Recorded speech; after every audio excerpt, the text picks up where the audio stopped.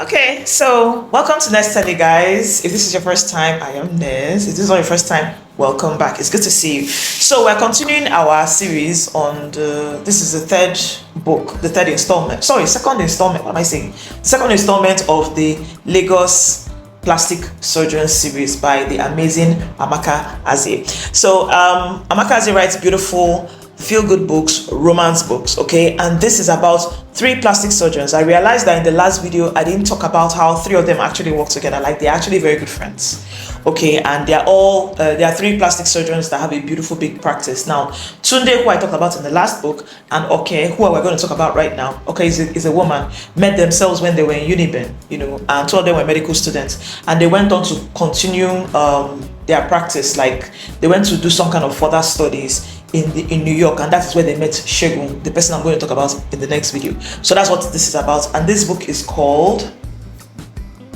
Through the Fire. These titles, I don't know what's up with them, honestly. I feel like I should be calling them Lagos Plastic Surgeon book 1, book 2, book 3, because this Through the Fire after the storm into the rain. I don't understand, Amaka. Anyway, so this is called Through the Fire.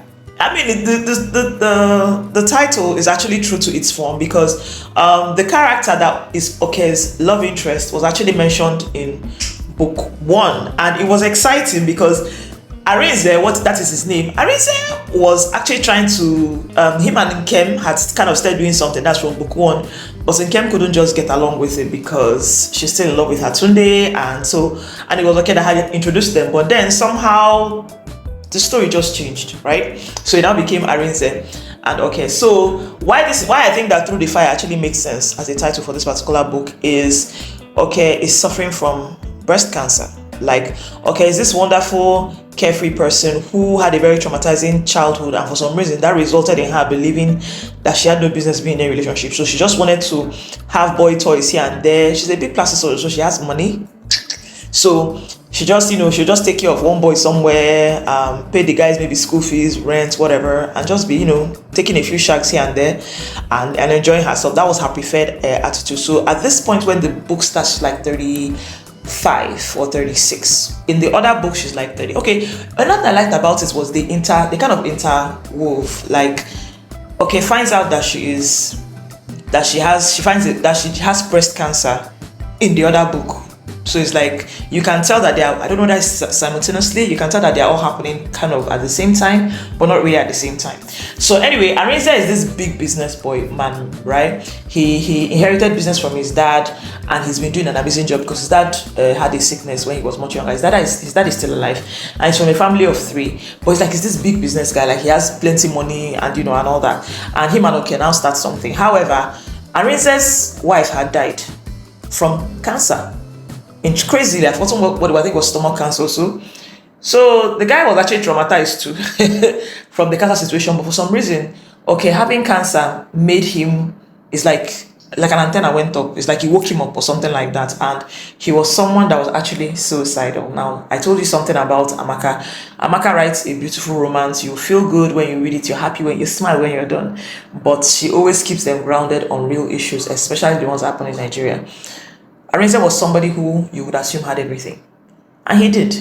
But for some reason, dealing with the loss of his wife made him want to kill himself. Like, he had a safe that he had written a letter, and he had a gun. But for some reason, I think in the beginning, first part of the book actually, so trigger warning if you're going to read it, he had actually put the gun in his mouth and was about to blow it, but there was a jam.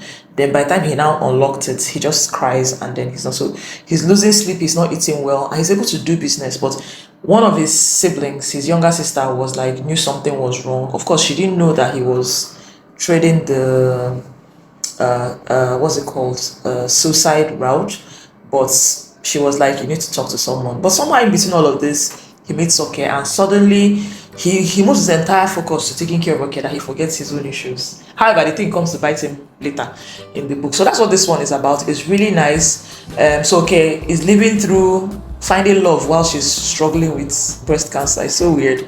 Eventually she's able to beat it. It was stage 1. She found it on time, so she beats it, and she had to get the whole breast taken off. So what was that like? How do you find love? How do you, we're talking about writing romance series, so there are some erotic scenes.